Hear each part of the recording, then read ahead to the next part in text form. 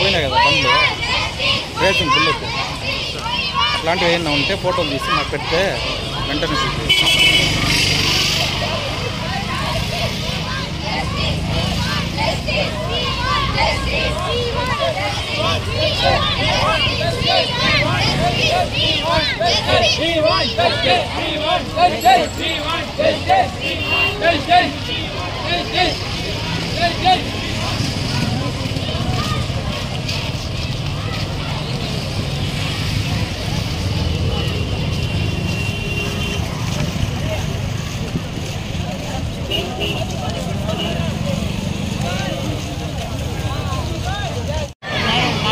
Madam ఇక్కడ మాట్లాడితే main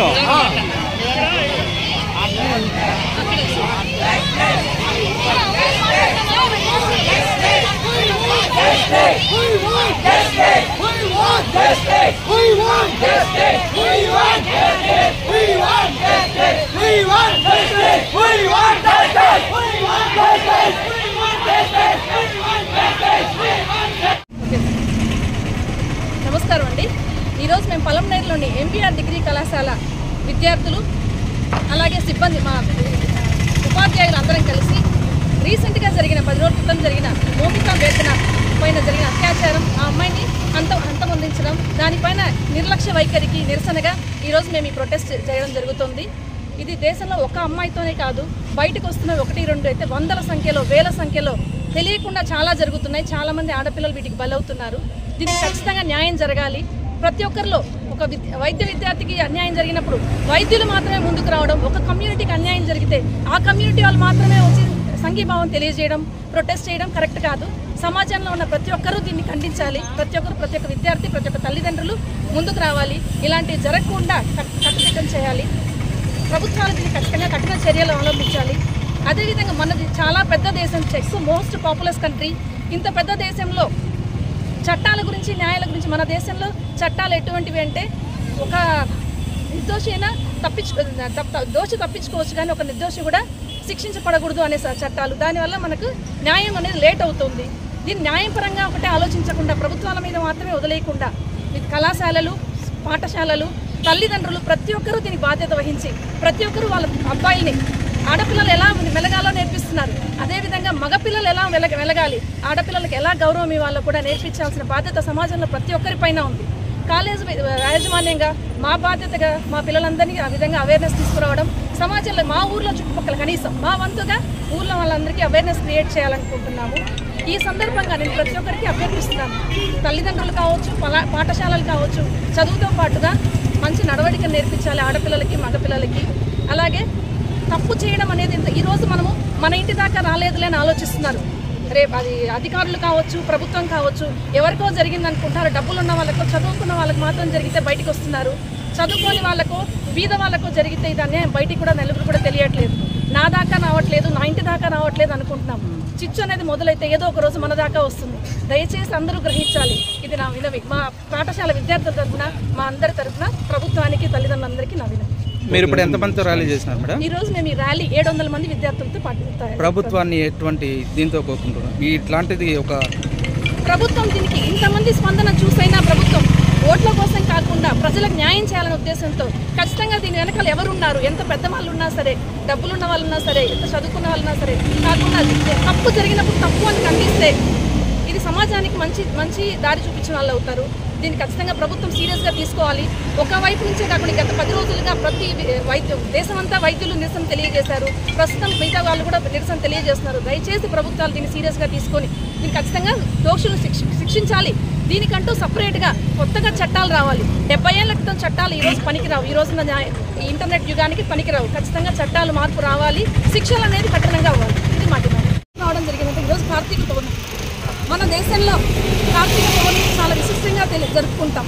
ఆడపిల్లలందరికీ ఆడపిల్లల తరఫున నేను కోరుకునేది అంటే మగపిల్లలు, దేశంలోని మగపిల్లలందరూ, మగవాళ్ళందరూ రాఖీ సందర్భంగా ఆడపిల్లల భద్రతని వాళ్ళకి కానుకగా ఇవ్వవలసిందిగా కోరుతున్నాం. మా కాలేజ్ పిల్లల తరఫున, మొత్తం సమాజంలో ఆడవాళ్ళ తరఫున రాఖీ సందర్భంగా మగవాళ్ళందరూ భద్రతని, గౌరవాన్ని కానుకగా ఇవ్వాలని కోరుకుంటున్నాం. In MBR Degree College, Palamned. First of all, you all know that we have gathered here for knowing that there is a Calcutta murder rape case which has taken all the country, and also it has become the national wide issue. That this girl, that is such a 31 years old trainee who has lost her life and has considered as Aryan Jekar, this hospital and her hospital and college as her second home. And she lost her life in a seminar hall in the college. That is, she was brutally murdered and she was raped, and she was accused in that she was brutally raped here. And first of all, they said Beti Padhao, Beti Bachao. Here the Beti, that is the daughter itself, that is she is reading, she is making herself, she is making her right, she is taking her right, that is right to vote, right to study, she is right to freedom. Each and everything is there, but still she is not even getting that ability to walk on road. Like she can't walk on road very promptly. That she won't have that safety, and I ensure that the government has to give this justice as soon as possible. And as the justice is denied, the justice will be delayed. As violence against the women is the violence against humanity. That is, if the rapes and murders is not taken, that is the main causes. There is no humanity in men's. That is, first of all, we have to see that we have to ensure that there is no murder, no eve teasing, no rapes, no not incident. It should be stopped as soon as possible. ఇది ఒక స్వేచ్ఛ.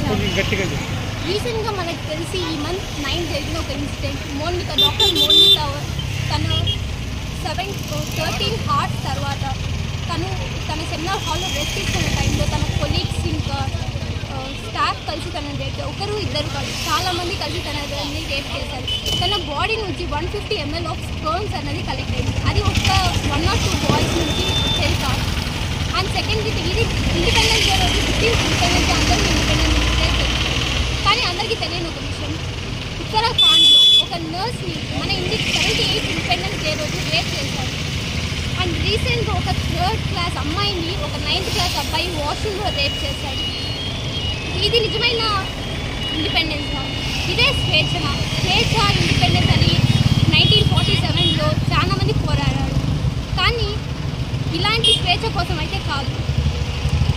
ఒక అమ్మాయి బయటకు వెళ్ళి చదవాలన్నా ఒక teacher ముసుగులో ఒకరు, ఫ్రెండ్స్ ముసుగులో ఒకరు, ఇంకా రిలేటివ్స్ ముసుగులో ఒకరు, ఇలా ప్రతి ఒక్క దీంట్లో ఒక అమ్మాయికి సేఫ్టీ లేకపోతే ఇంకేం. ఈరోజు మనకందరికీ తెలిసి ఇది రక్షాబంధన్లో ఒక చెల్లి తన అన్నకి అన్న తమ్ముడి కన్నా తనని సురక్షితంగా చూసుకోవాలి, తను సురక్షితంగా ఉండాలి. తన అన్నని రాఖీ కట్టలే, కానీ ఆ అన్న దగ్గర కూడా ఒక చెల్లికి రక్షణ లేకుండా పోతుంది. Justice!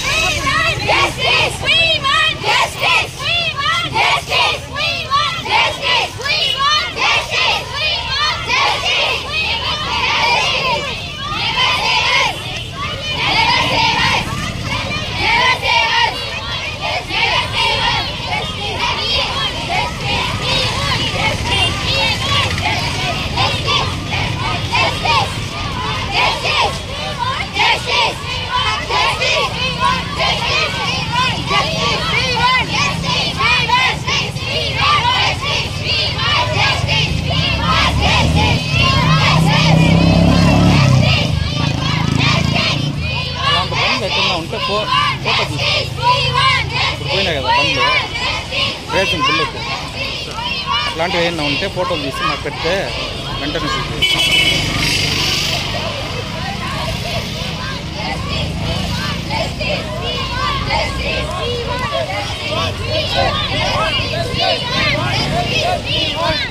We want